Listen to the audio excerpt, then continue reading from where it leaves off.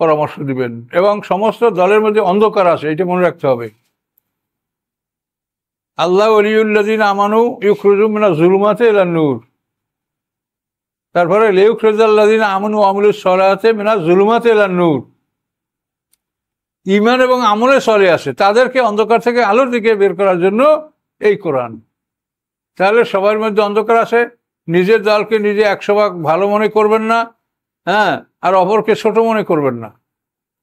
তবে আপনাকে যদি কেউ কোরআন দ্বারা উপদেশ দেয়, আপনি এটা গ্রহণ করবেন, বা আপনি আপনার ভাইকে কোরআন দ্বারা বোঝাবার চেষ্টা করবেন, কিন্তু অহংকার করা যাবে না যে আমার দল সহি, আমি হকপন্থী, আমার দলের লোক সব ভেস্তে যাইবে। এগুলি কিন্তু ভ্রান্ত আকীদা, ভ্রান্ত মতবাদ। এগুলি সম্বন্ধে আউযু বিল্লাহি মিনাশ শাইতানির রাজীম, বিসমিল্লাহির রহমানির রহিম। ওয়া কাইয়্যিম মিন আয়াতিন ফিস সামাওয়াতি ওয়াল আরদ। কত নিদর্শন রয়েছে আকাশসমূহের মধ্যে এবং পৃথিবীর মধ্যে। ইয়ামুরুনা আলাইহা, তারা এগুলিকে অতিক্রম করছে, এগুলোর উপর থেকে তারা চলাফেরা করছে।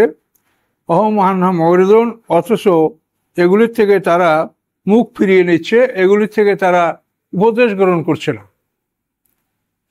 আকাশের নিদর্শন, চন্দ্র, সূর্য, গ্রহ, নক্ষত্র, এরপরে উল্কাপাত, বিভিন্ন রকম আকাশে আমরা অনেক কিছু আমরা দেখতে পাই।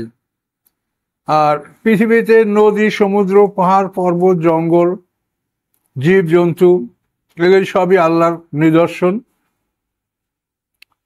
এবং অন্য অন্য কতগুলি নিদর্শন রয়েছে, যেমন এক একটা জাতি ধ্বংসাবশেষ, আদ জাতি, সমুদ জাতি, তারপরে লুত সম্প্রদায়, ফিরআউন সম্প্রদায়, এই সমস্ত বিষয়গুলির উপরে আমরা চলাফেরা করছি।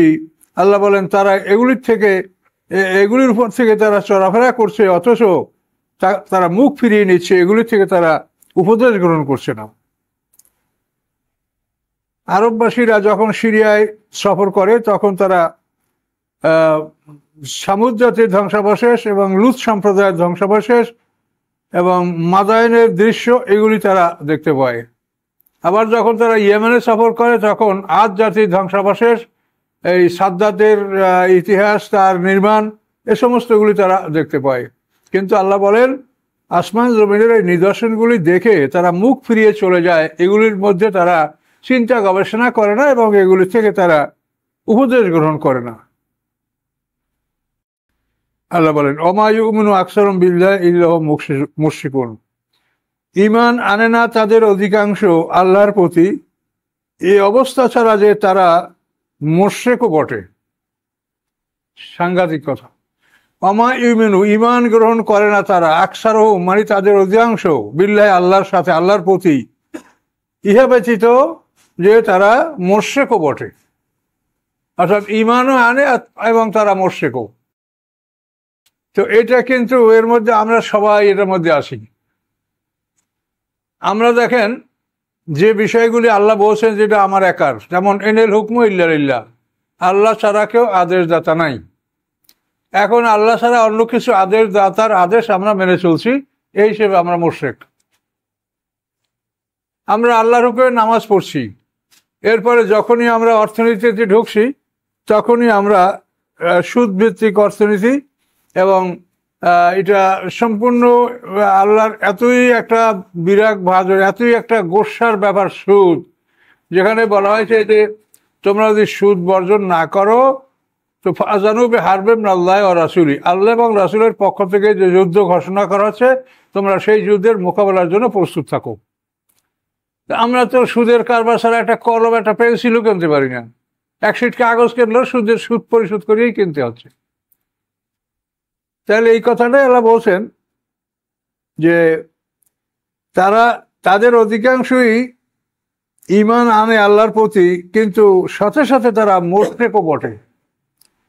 বিচার ব্যবস্থা, আমরা যারা দুনিয়াতে বেঁচে আছি, বিচার ব্যবস্থার কাছে যেতে হয় না এমন কোনো মানুষ নেই। হয়তো আপনি মামলার বাদী, নাহলে আপনি আসামি, এর বাইরে কেউ থাকে না মনে হয় সমাজের। এক্ষেত্রেও আমরা আল্লাহ যে দণ্ডবিধান আছে শরিয়াতে, সেটা হলো হুদুদ, কেসাস, তাজির। আল্লাহ তাআলা অপরাধটাকে 3টা ভাগে ভাগ করছেন, আল্লাহবাদী কেস, মানুষবাদী কেস, জেনারেল কেস। আল্লাহবাদী কেসের বিচারের নাম হুদুদ। আল্লাহবাদী কেস হলো 5টা: চুরি, ডাকাতি, জেনা, জেনার অপবাদ, শরাব পান করা। আর জেনারেল মানুষবাদী কেস হলো মারামারি, কাটাকাটি, খুনাখুনি, লেনদেন, এগুলো মানুষবাদী কেস। আর জেনারেল কেস হলো বিভিন্ন ধরনের ঘটনা ঘটছে, ঘটবে, এগুলি জেনারেল কেস। তো আল্লাহবাদী কেস এর বিচারের নাম হুদুদ, মানুষবাদী কেসের বিচারের নাম কেসাস, এবং জেনারেল কেস বা সাধারণ অপরাধের বিচারের নাম তাজির। হুদুদ, কেসাস, তাজির। কিন্তু 1860 সনে পাক ভারত উপমহাদেশ থেকে মুসলমানদের কাজীপদ বিলুপ্ত করে সেখানে ফৌজদারি আদালত প্রবর্তন করা হয়েছে। এখন আমরা বিচার ব্যবস্থায় গেলেই হয়তো ফৌজদারিতে নিলে আদালতে যেতে হচ্ছে, তাহলে এটাও শিরক। যে যেখানে আল্লাহ সরাসরি বিধান রয়েছে পরিষ্কার কোরআনে, সেইটাকে বাদ দিয়ে তুমি আর একটা ধরি, সেটা বুঝতেই পারছে যে তাহলে আল্লাহকে বাদ দিয়ে আমরা এটা ধরলাম। তাহলে আমরা এই যে আল্লাহ বলছেন যে তাদের অধিকাংশ আল্লাহর উপর ঈমান আনে, কিন্তু সাথে সাথে তারা মুশরিকও বটে। তাহলে এখন দেখেন আমাদের অবস্থা। এখন সমস্যাটা হলো যে এই বিষয়গুলি নিয়ে আলেম ওলামারা চিন্তা করেন না। আপনারা ইউটিউবে দেখেন যে কি ছোটোখাটো বিষয় নিয়ে তারা দলবদ্ধভাবে এই পক্ষে ওই পক্ষে এই সব নিয়ে মানে কোরবানির ভাগাভাগি এগুলো নিয়ে তারা খুব ব্যস্ত আছে। কিন্তু এগুলি তো কোনো আসলে অতগুলো জরুরি বিষয় না। আর আমাদের ইবাদত বন্দেগীতে টুকটাক ভুল হইলে সেটা তো আল্লাহ ঘোষণাই করেছেন যে তোমরা যদি বড় বড় অপরাধগুলি না করো তা আমি তোমাদের ছোট অপরাধগুলি মাফ করে দেবো। কোরআনেই বলে তাজতানিবু কাবায়রা মা তুনহাউনা আনহু নুকাফির আনকুম সাইয়্যাতিকুম।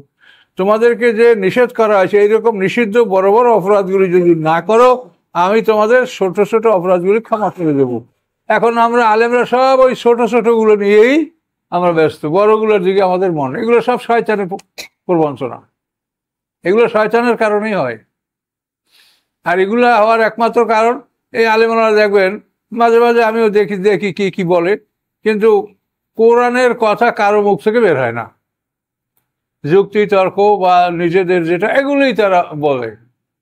কিন্তু আসলে তো আমার মনে হয় যে কোরআনের বাইরে আমরা যা কিছু বলি এমন ভুল বলতেছি।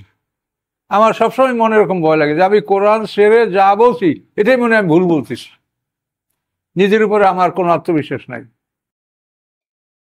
তাহলে এখন দেখেন পৃথিবীর অধিকাংশ মানুষ ঈমান আনার সাথে সাথে মুশরিক। এখন এটার মধ্যে আমরাও আসি, এবং এই শিরকটা এত বড় একটা অপরাধ যেটা আল্লাহ ঘোষণাই করে দিয়েছেন যে এইটা আমি ক্ষমা করব না। ইন্নাল্লাহা লা ইয়াগফিরু আন ইউশরাকা বিহি ওয়া ইয়াগফিরু মা দুনা যালিকা লিমান ইয়াশা। এটা একাধিকবার করা হয়েছে যে আল্লাহর সাথে অংশীদার সাব্যস্ত করা হোক, এই অপরাধ আল্লাহ ক্ষমা করবেন না। এর নিচের যত অপরাধ সেগুলি আল্লাহ যা কিসে তাকে ক্ষমা করবেন, কিন্তু শিরক এটা আল্লাহ ক্ষমা করবেন না।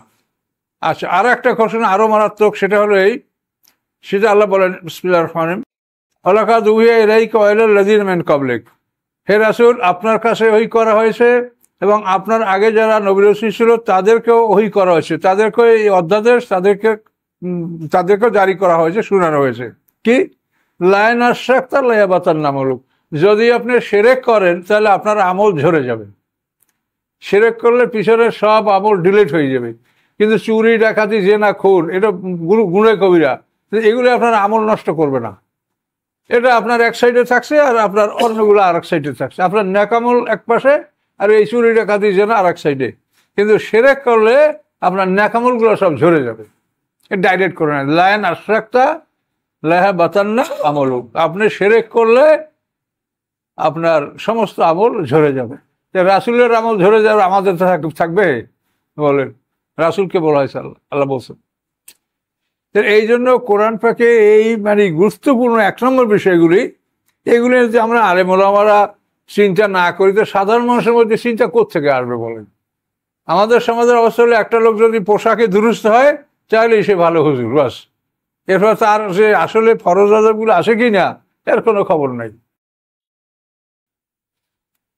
ওই মারুফ সাহেব গেছিল ওনার এলাকায়, মারুফ সাহেব তো মাঝে মাঝে কানা ফরা জামা গায়ে দেন। এখন মারুফ সাহেব হাফেজ, তারপরে কামেল পাস, এমএ পাস মানুষ, কলেজে বিশ্ববিদ্যালয়ে অনেক সময় শিক্ষক ছিলেন। এখন তার পিছিয়ে নামাজ পড়বে না, ওই জামাটা হিনতে ফারা, এই জন্য তার পিছিয়ে নামাজ পড়বে না। একজন জামাওয়ালা খাড়া করছে, কিন্তু সে নামাজ হওয়ার মতো কেরাতি সে জানে না, কিন্তু তার পাশে জামাজ পড়বে যেন জামাটা লম্বা আছে। এগুলো তো আমাদের শিক্ষা, আমরা এগুলো শিখেছি মানুষকে, তা নাহলে পাবলিকরা জানবে কোত্থেকে? কাজে এই জন্য আলেম সমাজ, আমরা শুনেন, আল্লাহ 50,000 বছর সমান একটা দিনে বিচার করবে। এখানে আমরা আলেম, শিক্ষিত, জ্ঞানী, বিচারক, এই যারা আমরা সমাজে সবচাইতে সম্মানিত, এদেরই সবচাইতে কঠিন হিসাবে সম্মুখীন হইতে হবে, এটা মনে রাখবেন। তো সূরা ইউসুফের শেষের আয়াতগুলি, সারা সূরাটাই খুব ভালো, কিন্তু এই আয়াতগুলি সব খুবই গুরুত্বপূর্ণ কথাগুলো আল্লাহ এখানে সংক্ষেপে বলেছেন। যে পৃথিবীর অধিকাংশ মানুষ ঈমান আনে, কিন্তু সাথে সাথে তারা শিরকও করে, তারা মুশরিকও বটে।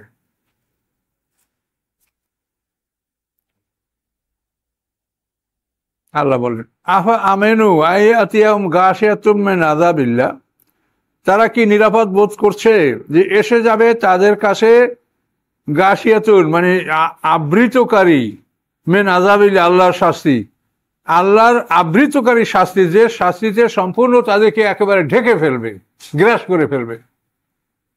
সর্বগ্রাসী শাস্তি আল্লাহর পক্ষ থেকে এসে যাবে, তার থেকে কি তারা নিরাপদ? আও তাতিয়াহুমুস-সা বাগদাতান হুম লা ইয়াশউরুন, অথবা এসে যাবে তাদের কাছে কিয়ামত হঠাৎ করে, তারা তা জানতেও পারবে না। কোনো ওয়ার্নিং দিয়ে আসবে না যে অমুক সময় আসতেছে, আসবে যখন তখন শুরুই হয়ে যাবে, বাঁশি বাজবে, শুরু হয়ে যাবে। যে অবস্থা আছে ওই অবস্থা থেকে আর কেউ নড়চড় করতে, ওসিয়ত করতেও যাইতে পারবে না, হাতের লোক মাত্র সে মুখে ঢুকাইতে পারবে না, দোকানে কাপড় করার জন্য কাপড়টা খুলছে এটা গুটাতে পারবে। এরকম অবস্থায় সিংহা বাজতে শুরু করবে। এটা আল্লাহ বলছেন যে মানুষ আল্লাহর পক্ষ থেকে সর্বগ্রাসী শাস্তি আসার থেকে কি নিরাপদ বোধ করছে, অথবা তাদের অজান্তে হঠাৎ করে কিয়ামত এসে যাবে, তার থেকে কি তারা নিরাপদ?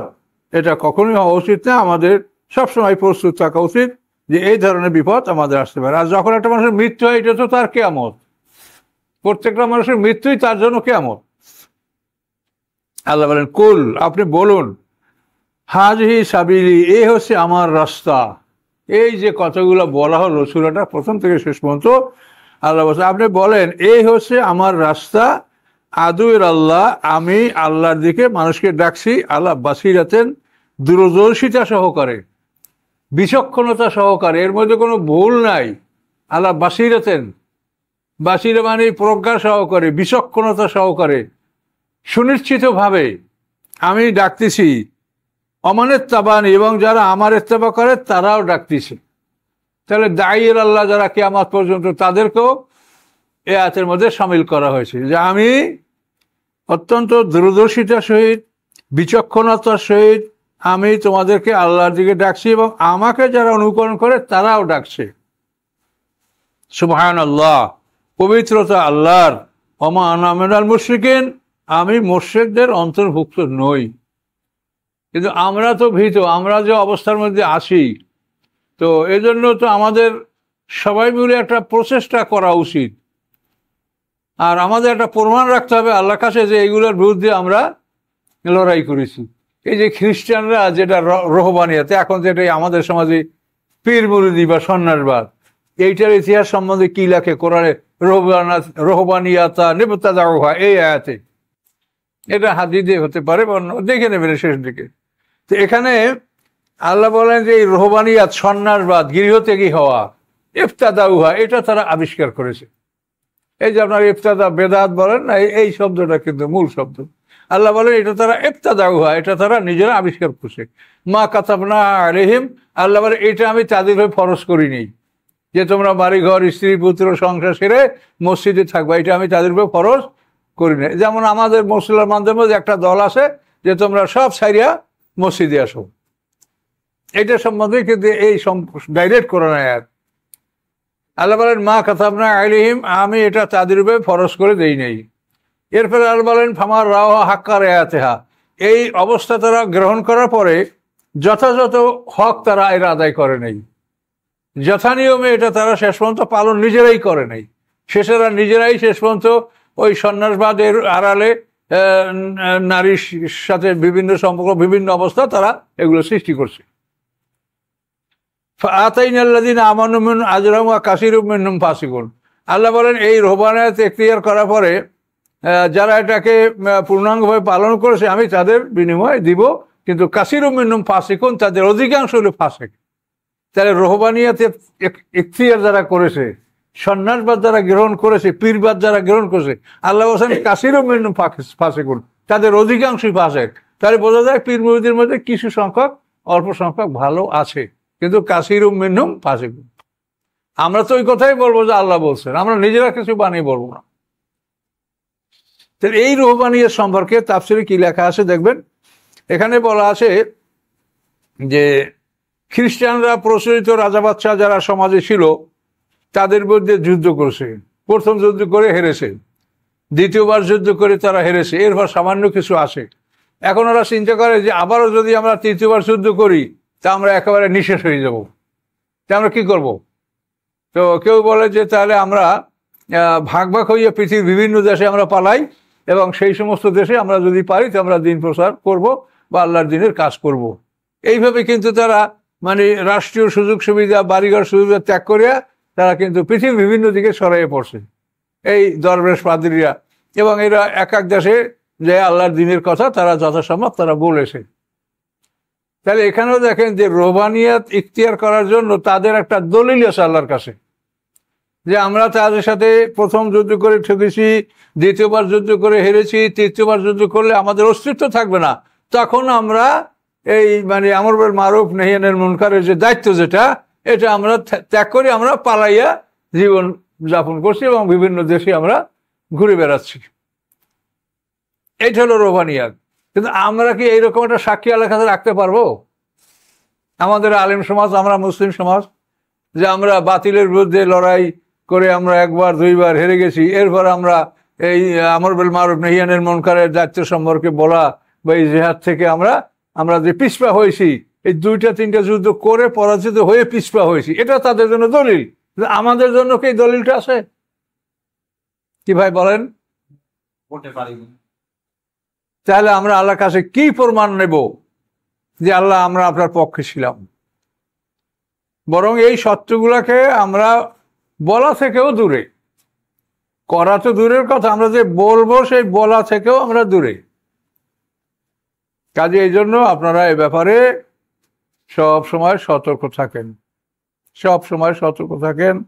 কোরআনের কতগুলো আয়াত সব সময় আপনি সবসময় মনে মনে স্মরণ করবেন।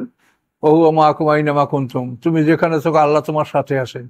এই কথাটা আপনি সবসময় স্মরণে রাখবেন যে আমি যেখানে থাকি আল্লাহ আমার সেখানে সাথে আছে।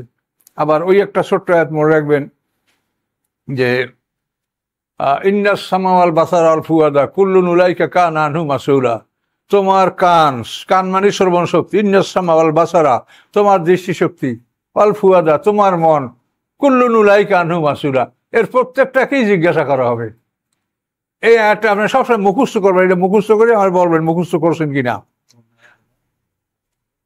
যে ইন্নাস সামা ওয়াল বাসারা আল ফুয়াদা কুল্লুন উলাইকা আনহুম মাসউলা, এগুলি সব সম্পর্কে তোমাকে জিজ্ঞাসা করা হবে। এটা বনিয়ে চাইলে ওলা তাকফু মা লাইসা লাকা বিইলমুন, এইটা হলো আগে। তারপর ইন্নাস সামা ওয়াল বাসারা আল ফুয়াদা কুল্লুন উলাইকা, এই যে পাই গেছি 36, ওলা তাকফু মা লাইসা লাকা বিইলম ইন্নাস সামা ওয়াল বাসারা আল ফুয়াদা কুল্লুন উলাইকা কানা আনহু মাসউলা। এটা মনে মুখস্থ করবেন সবাই, আমি জিজ্ঞাসা করবো করছেন কিনা। তার কারণ আপনার চোখ, এই চোখ এমন একটা জিনিস, আপনি যখন রাস্তায় হাঁটেন, বসেন, মোবাইলের দিক তাকায় না, আপনি কোন দিক তাকাচ্ছেন? এই চোখটা কার? আপনি আল্লাহর কাছে বিক্রি করেন নাই? এই চক্ষু আপনি আল্লাহর কাছে বিক্রি করেন নাই? আপনার শ্রবণ শক্তি আপনি আল্লাহর কাছে বিক্রি করেন নাই? আপনার অন্তর বিক্রি করেন নাই? তা আল্লাহর বিক্রি করা মাল, এটা তো আপনার কাছে আমানত, এটি আপনি খেয়ানত করতে পারেন? এগুলো চিন্তা করতে হবে, তাহলে আপনি মুত্তাকি হইতে পারবেন। মুত্তাকি হওয়ার জন্য এই বিষয়গুলো মনে রাখতে হবে। 36 নম্বর আয়াত, 9 নম্বর দেখেন, 109। ওমা আরসালনা মিন ক্বাবলিকা ইল্লা রিজালান নুহী ইলাইহিম, আল্লাহ বলেন আমি পাঠাই নাই আপনার পূর্বে পুরুষ ছাড়া, অর্থাৎ পুরুষ ছাড়া আমি কারো কাছে রেসালাত বা নবুয়ত আমি আমি দান করি নেই। নূহ ইলাইহিম আমি তাদের কাছে ওহী করেছি, মিন আহলিল কুরা জনবসতির অধিবাসীদের মধ্যে হতে, জনবসতির যে জনপদের অধিবাসী তাদের মধ্যে হতে পুরুষ ছাড়া অন্য কাউকে আমি রসুল হিসাবে প্রেরণ করি নাই। ফেরেশতাও না, মহিলাও না, পুরুষ। আফালাম ইয়াসিরু ফিল আরদ, তারা কি পৃথিবী ভ্রমণ করে না? ফায়ানজুরু, অথবা তারা কি দেখে না? কাইফা কানা আকিবাতুল লাযিনা মিন ক্বাবলিহিম, কিরূপ হয়েছিল পরিণাম তাদের, মিন ক্বাবলিহিম যারা এদের আগে গেছে। এই মুহাম্মদ সাল্লাল্লাহু আলাইহি উম্মতের আগের কথা বলা হচ্ছে যে এদের আগে যারা গেছে তারা কি দেখে না যে তাদের পরিণামটা কি হয়েছিল? ওয়ালা দারুল আখিরাতি খায়রুল লাযিনা তাকাউ, পরকালের গৃহ, পরকালের আবাসস্থল এটা উত্তম, লিল্লাযিনা তাদের জন্য, ইত্তাকাউ যারা আল্লাহকে ভয় করেছে। আফালা তাআকিলুন, তোমাদের কি কোনো জ্ঞান নাই? আল্লাহকে ভয় করার জন্য এই আয়াত এটা মানে বাছাই করে আমি আপনাদের জন্য রাখলাম কোরআন থেকে। সবসময় চিন্তা করবে যে আমার চোখ আমি কোন দিকটা খাচ্ছি, চোখ তো বন্ধ করে রাখা লাগবে। এখন রাস্তায় চোখ বন্ধ করে অ্যাক্সিডেন্ট না করেন, কিন্তু চোখ আপনাকে খুবই নিচু রেখে আপনাকে যাতে আপনি কোথায় পা দিচ্ছেন এইটাই দেখেন, আর যেন কিছু না দেখা হয়। কুল্লিল মুমিনিনা ইয়াগুদ্দু মিন আবসারিহিম, আল্লাহ এই জন্য বলছে যে আপনি মুমিনদেরকে বলেন যারা চক্ষু যেন নিম্ন গতিতে নিম্নে রাখে। তো এই জন্য আপনি এইগুলি চিন্তা করবে যে আমার অঙ্গ প্রত্যঙ্গ এগুলো আল্লাহর পক্ষ থেকে আমার কাছে আমানাত, আমি এগুলো আল্লাহর কাছে বিক্রি করেছি। সূরা তাওবার 111 নম্বর আয়াতে বিক্রি করছেন না, ইন্নাল্লাহা আশতারা মিনাল মুমিনিনা আনফুসাহুম ওয়া আমওয়ালাহুম বিআন্না লাহুমুল জান্নাহ, সূরা তাওবার 111 নম্বর আয়াত। তো এটা একটা আল্লাহর আদেশ যে আপনারা পৃথিবীতে অনুসন্ধান করে দেখেন যে আমি পুরুষ ছাড়া কারো কাছে ওহী পাঠাইনি, নবী রাসূল বানাই নেই, ফেরেশতা না, অন্য কাউকে না, এবং প্রত্যেক জনপদ থেকেই ওই জনপদের মধ্যে আমি রাসূল পাঠিয়েছি তাদের আপন ভাষায়, মাতৃভাষায়। হ্যাঁ, এরপর দেখেন 10, হাত্তা ইযা ইস্তাইআসা রাসূল, হাত্তা মানে অবশেষে, এজা যখন, ইস্তাইআসা নিরাশ হলো, রাসূলগণ নিরাশ হলো। কেন রাসূল যদি নিরাশ হয় তাহলে তো রেসালাত থাকবে না, কেন নিরাশ হওয়া হলো কুফরি।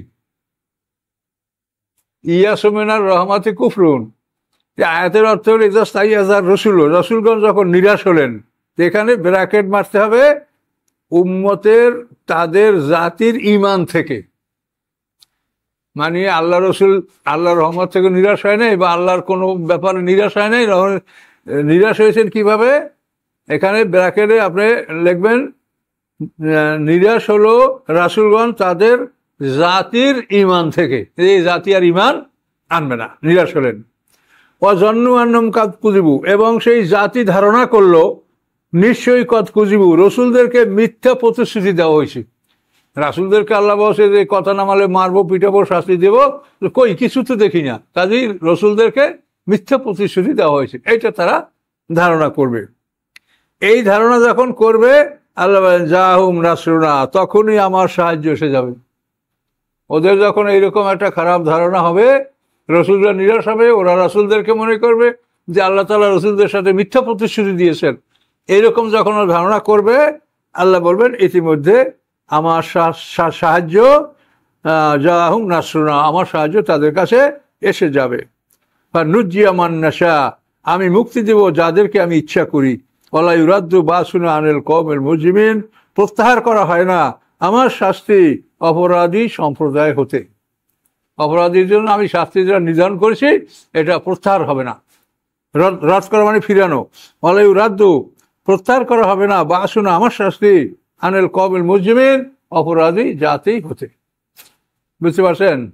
এটা কিন্তু গুরুত্বপূর্ণ। এই জায়গায় ইস্তাইআসা রাসূলও অনেকে আপনারা দেখবেন আপনাদের বাসায় যে তর্জমা আছে সেখানে রাসূলের পরে যদি ব্র্যাকেট এটা না থাকে যে তার জাতির ঈমান হতে নিরাশ হলো, তাহলে কিন্তু তর্জমা একটা মারাত্মক ভুল হবে।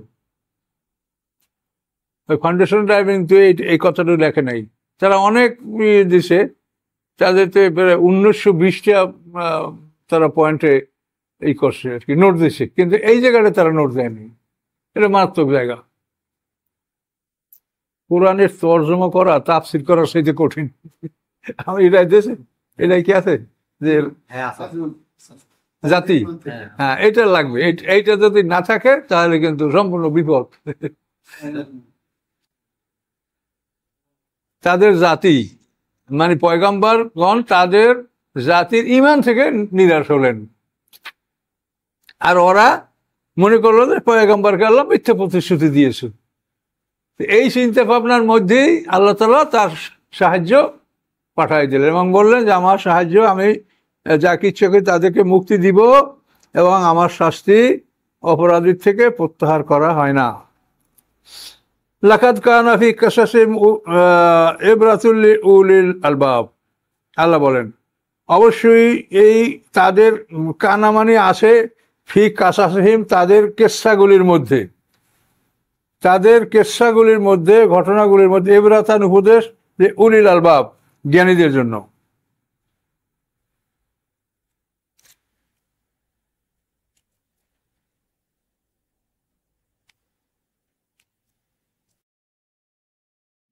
মা কান হাদিসেন ইফতরা নয় হিয়া এমন একটা বাক্য, এমন একটা বাণী যেটা রচনা করা হয়েছে। এই বাণীটা রচনা করা বাণী না, এটা আল্লাহর বাণী।